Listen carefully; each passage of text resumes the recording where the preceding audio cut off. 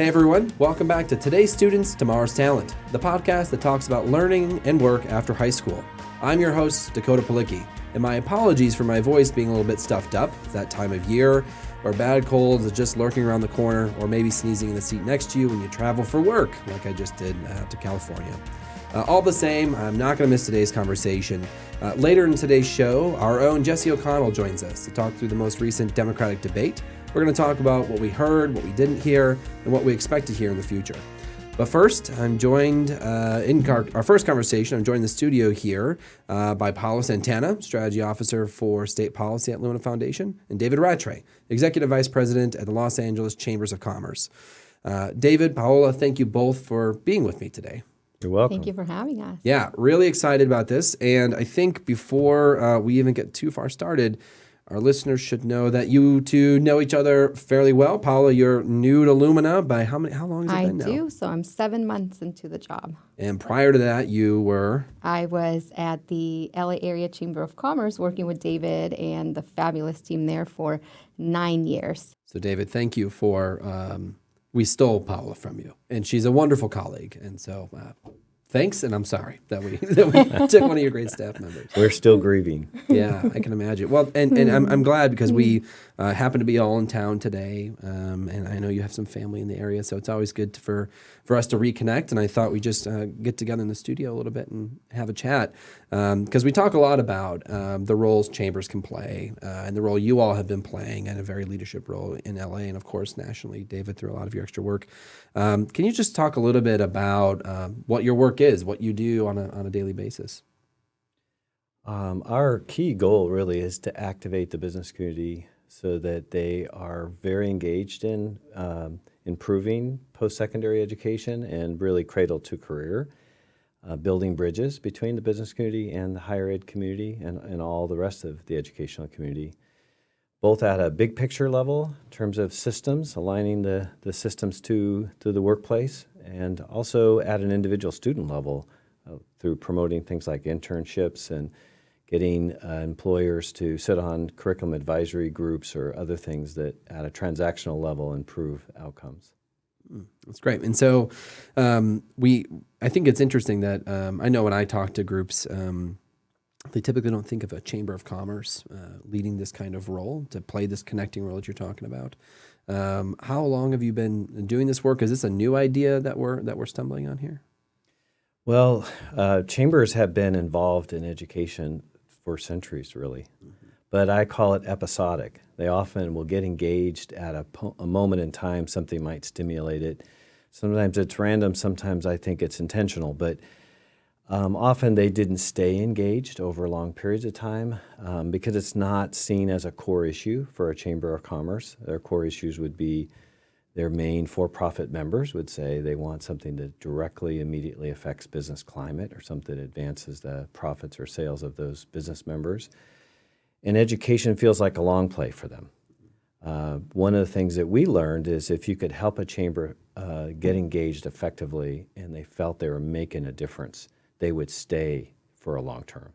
And so I think our secret sauce is how do you help a chamber see themselves in this business, see themselves be effective, and determine that they're going to stay in it in perpetuity. Mm-hmm.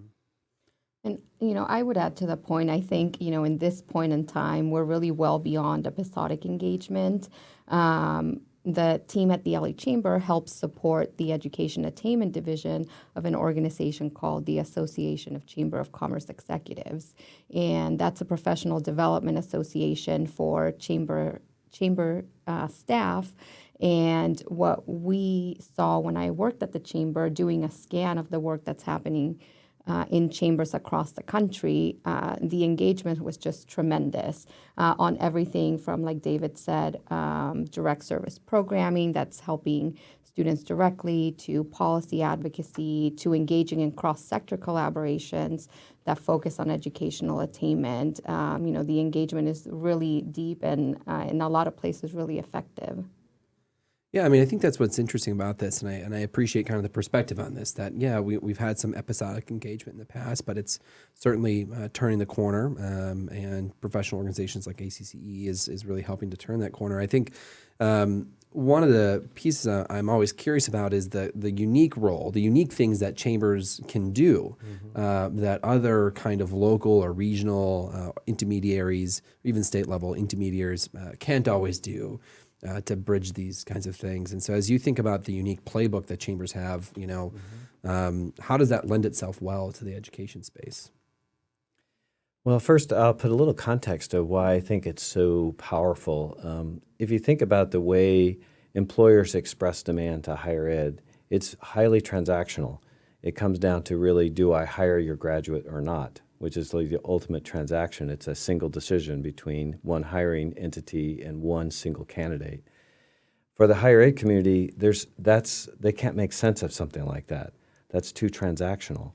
Chambers are in a great position to basically aggregate demand and to organize demand for today's jobs, for tomorrow's jobs, and then express that to higher ed in a way that's coherent that they can actually act on. Specifically, the way chambers function enable this to happen because one thing a chamber does is produce meetings. We're like meeting machines. We convene all the time. The LA Chamber, for example, convenes over 250 meetings every year of a whole variety of different groups. But traditionally had not been in areas that would be higher ed and business people sitting together. Be all sorts of other meetings around land use, you might say, or business tax policy. Once a chamber could start to understand it can organize that demand and that voice, you could help them understand that they could actually improve the performance of higher ed and the performance of then the graduates as they come to them. So one is the convening. The second is, Paula touched on the policy piece. A chamber is really a political and a policy machine. The biggest reason why a business or a member joins a chamber is for access and influence, access to policymakers and influence with policymakers. So they're very good at that. But again, traditionally, it hasn't been aimed at higher ed policy. It was aimed at other things that had to do with business climate. Once we understood that you could then leverage sort of the political nuance and capacity and sophistication of a chamber, add a higher ed issue like financial aid policy or overall funding or something that pushed a student success agenda, we suddenly became a chamber, a very uncommon force in the room. And policymakers were really almost shook by that in a good way. And we found ourselves able to tip the tables on some policy change that otherwise were stalemated. So activating the political and policy arm of chambers in an effective way to influence state and federal higher ed policy, we just learned has been very effective. The other thing I would add to that, I think chambers are really unique in their ability in helping to educate the business community on what's happening in education these days. So at Lumina, we talk a lot about today's students and how the graduates coming out of higher education may not be the graduates that the business community might be expecting based on their own experience a number of years ago. And so I think the chamber is a credible voice in helping the business community understand what the trends are in education, in workforce development, understanding the challenges that students are facing in higher education, and really trying to help them understand how they can play a role in addressing some of those challenges, and also how those challenges might play out in the workplace, in their recruitment efforts, or in other areas. Mm-hmm. So, clearly I'm hearing there's a role of educator that the chamber can play. There's the role of maybe translator or interpreter between the large business community and higher ed, rather than doing one-offs. You've already mentioned the very powerful role of convening as well. And then, of course, advocacy. And I guess I'm curious to dig a little bit more on the advocacy side of things. And I think, Paula, this is where your experience as our state policy officer also helps quite a bit. I have to imagine, though, that there are tensions that come up because chambers are, as we've kind of discussed, member-based organizations as well. And so how have you navigated potentially tenuous times where maybe higher ed partners or other education partners that may or may not be members want X but members want Y. And I'm sure it's never as clear cut as that. But just curious about how, as the chamber, you have to walk a line. And maybe I'm wrong, maybe you don't. Most of the time we have found in higher ed policy that has not actually been difficult to reach consensus between what some of our individual higher ed institutions want and what is amenable to the entire leadership of the LA Chamber. But there certainly are times when the priorities come into play. I can think of many years when we had so much influence with the governor of California that we could express at a key moment our one or two highest priorities for a fiscal budget, let's say, or the final budget that would be passed in California. And we would often have one of our major higher ed institutions say, it should be us this year. And we did have to navigate what was number one versus two or three. And those are not simple. And we were always attentive to try to make sure that we respected sort of all the interest and come up with something we thought that the whole chamber could stand for. I think over time, because we learned how important it was to stay sort of balanced and not allow, I'll just give you another example. One of the pieces of work that Paola was so much a part of is we decided about a decade ago that California community colleges were woefully underfunded. And we prioritized advocating for increased funding for California community colleges for almost a better part of a decade, certainly 5-6 straight years. And that became the higher priority for us among our higher ed sort of policy advocacy. And we coupled it with a very aggressive advocacy for better student success policies. More money, but let's become more efficient and effective. And I think, first of all, that led to a tremendous surge of funding. I think we were one of the primary architects of influencing that in California. But after a while, we felt like our Cal State University system should start to get a little more of our political weight. And we started weighing in the last couple of years to advocate for more significant increases in their funding, coupled with an increased commitment they started making towards student success, which is what we wanted to see. So for sure, there are ebbs and flows and some tension, but overall, I feel like it's something that, a well-run chamber can manage that within the sort of natural part of blending the interests of all its members. Yeah. And I think having higher education at the chamber table also really brings a richness of perspectives that sometimes you don't expect, sitting around the table with chamber members. And, some of the areas where I think we saw this play out over time was around some of the advocacy that the LA Chamber did on behalf of undocumented students in the state. The LA Chamber was one of the first business organizations to prioritize in-state tuition for undocumented students, later supported the California DREAM Act to provide in-state financial aid to that population. The LA Chamber supported driver's licenses for undocumented immigrants. And so, having that richness and that membership that's comprised of different sectors, I think leads to the chamber taking some positions that may not be seen as traditional business positions, but, those partnerships have really made a difference for students.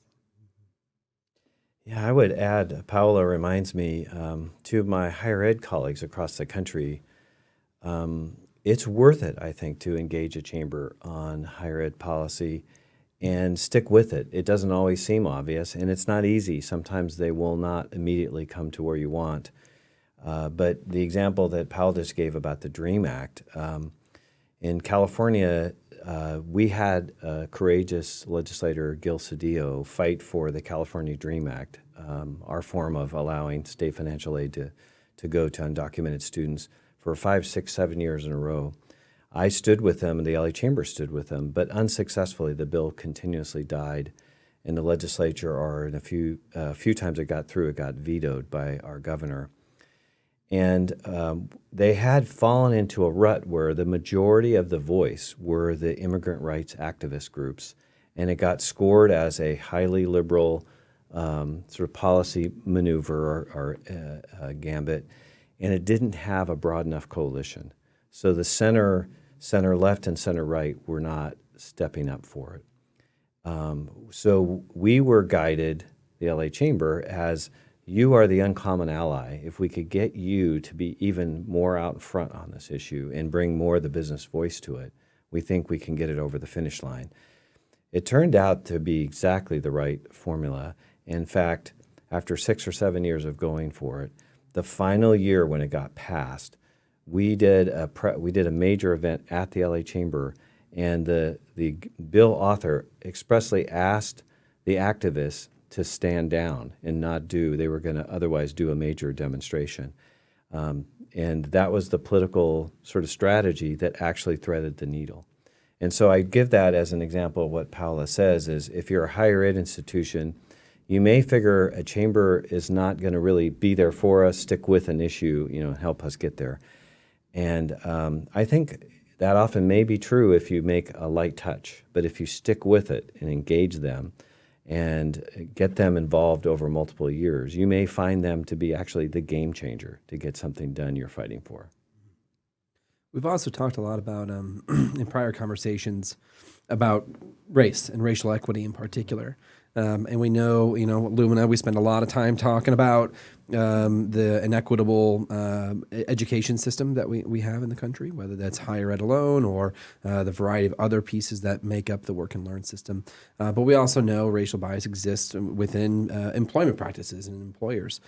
So obviously, chambers, I know, David, you've spoken publicly a lot about this, and particularly from the role of a chamber who sits at this intersection.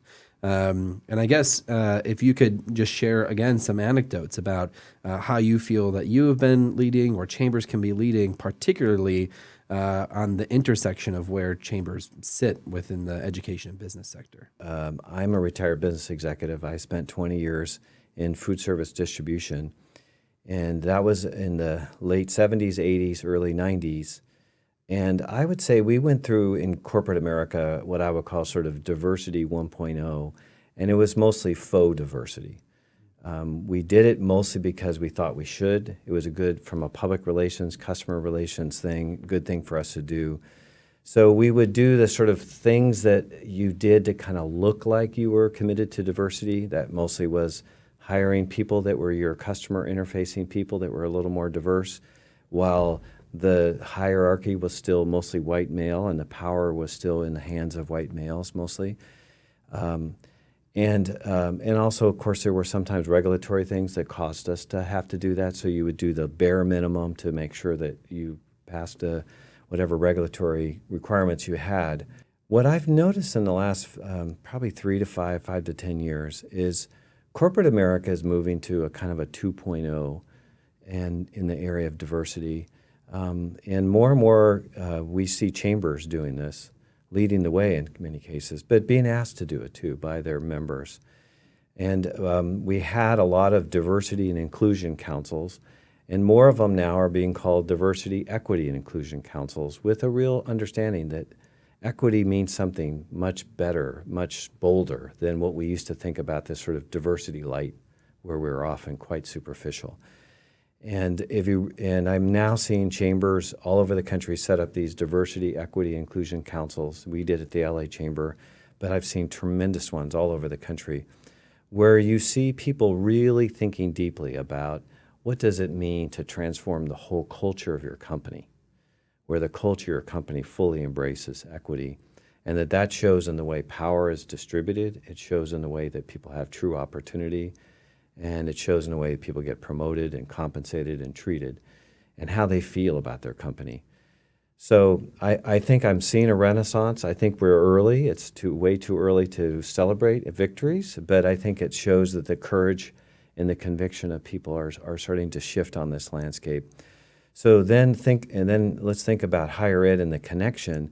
Obviously, we can't expect our talent pipeline to do a better job of allowing or enabling young people to thrive from low income and of color if when they get to the moment of hire, they hit a wall, or if they get into the labor markets, they have a different track. So I think this is a great time for corporate America and our whole talent development pipeline, cradle to career, but especially higher ed, to say we both have to look at our institutional racism. We both have to look at our culture and our policies that are not truly equitable, both within the experience that a student has at a post-secondary institution and then how they're going to transition successfully into their careers, and then how they're going to thrive over a lifetime. And it'll also mean as we adapt to true lifelong learning, as we know we need to, and that the future work demands that of us, that they can move in and out of a successful experience in a corporate culture and in getting re-educated over a lifetime with a more adaptable and culturally equitable sort of post-secondary experience over a lifetime. And David, you mentioned, chambers increasingly taking on courageous positions. And one of the areas that this made me think about was some of the work that the LA Chamber has done around educating employers about incarcerated citizens, returning citizens, engaging in fair chance hiring, and how that work is now being looked at in other communities. So I wonder if you might tell us a little bit about those efforts. Thank you for asking about that, Paula. I think myself, like most of us, are guilty of a stigma. The stigma of somebody who is incarcerated is not the kind of person I want to have in my company, and I make a whole bunch of unfair assumptions about who they are and why they became incarcerated. And what we found we had to do literally is take our board to jail. So we invited the LA Area Chamber Board of Directors to go to the Los Angeles Men's Central Jail and spend a day or half a day sitting down with individuals that were incarcerated and getting to know them as people. And that's what changed it. When they sat, our board members of the LA Chamber sat in small groups of two board members with two inmates, and they talked to them and asked them about who they really were as a person and learned about their life trajectory and some of the challenges they had, and then asked them about what their dreams were when they were going to get out, what they wanted to do when they came out. They suddenly met people. They went beyond their stereotype of who that person might be in the jumpsuit, and they met an individual, who made some mistakes that didn't sound too different than the mistakes they've made in their life. And they started realizing that they're not so different, and that these people have paid a price, and they want to turn their lives around. And it just humanized it for them. That enabled me to mobilize the LA Chamber to understand that these are talented people, and we'd be lucky to have them in our company. I want to make sure I get a chance to just ask you both for any advice for someone who's listening. I know there's been a lot of really good advice already given, about if you're a higher ed institution, to go ahead and work with a chamber and stay in it for the long haul and really kind of commit to that. You've certainly given a lot of good advice out to chambers about how they might be able to structure this kind of work and sit at this intersection. What are the things, lessons learned between all the years of experience that we have here that you want to share with the field?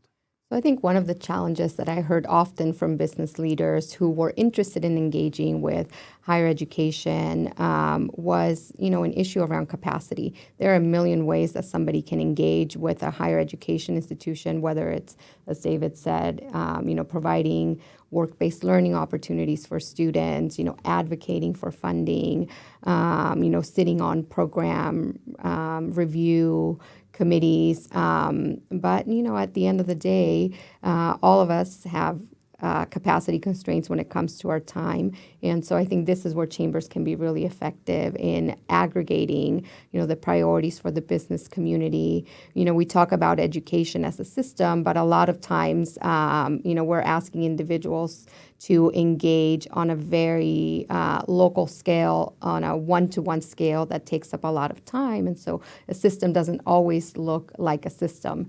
And so I think if you're sitting in a higher education institution, really leveraging the power of a chamber is definitely a worthwhile investment.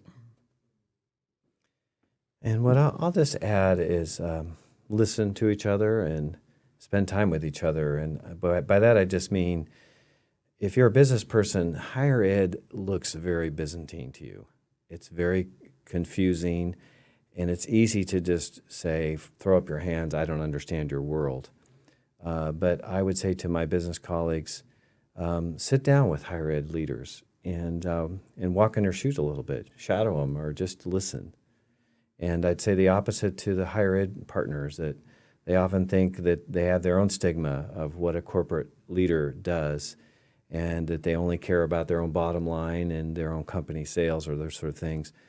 But if you sit down and get to know them a little bit, you'll realize that their world is a world you can relate to and you can partner with. So the biggest advice I'd say is just listen to each other and learn about each other's worlds a little bit to build partnerships. Yeah. Well, what a great place to leave it. And thank you for letting us listen to the both of you for a while. Really appreciate it. Obviously, a big fan of the work that you have going on both in LA and nationally. And Paula, we're so excited that you're here at Lumina. You've already been such a great colleague to us all, so I'm really glad to have you. Thank you both for joining us today. Thank you. Yeah.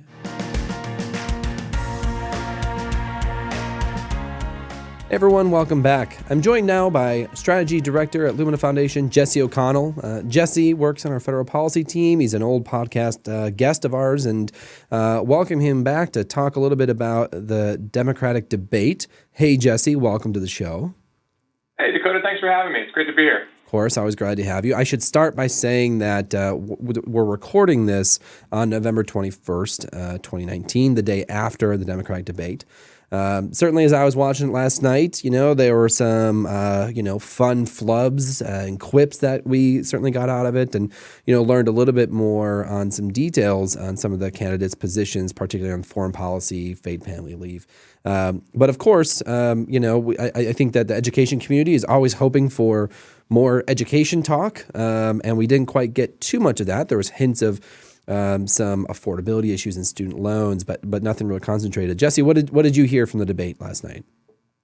Yeah, I think you're right about Barb's and quips. I don't know that any of us will forget how Cory Booker feels about Joe Biden's position on legalizing marijuana or not. I think what I was really struck by was, this was a debate that came at the end of 11 hours of impeachment hearings, right? So even though the debate itself didn't necessarily get into the question of impeachment too substantively, they really dug in around questions about fitness to serve and presidential demeanor and kind of, the background of particular candidates and what would make them strong or not strong in this role. And because of that, and because how those questions all feed into issues of foreign policy, it was the tone and tenor and topics of the debate were kind of different from the previous four. We certainly, there was some domestic policy discussion. We got into agriculture policy in a way that we hadn't previously.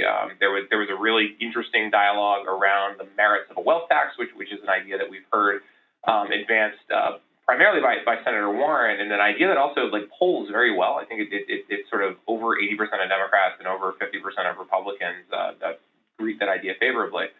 But outside of that, it was simultaneously focused, but then felt like there were issues that were kind of absent from the conversation in a way that you're not accustomed to in a presidential debate, right? We barely talked about jobs. We barely talked about the economy. And as you pointed out, we continue to not really talk about education at these debates, both K through 12 or higher education.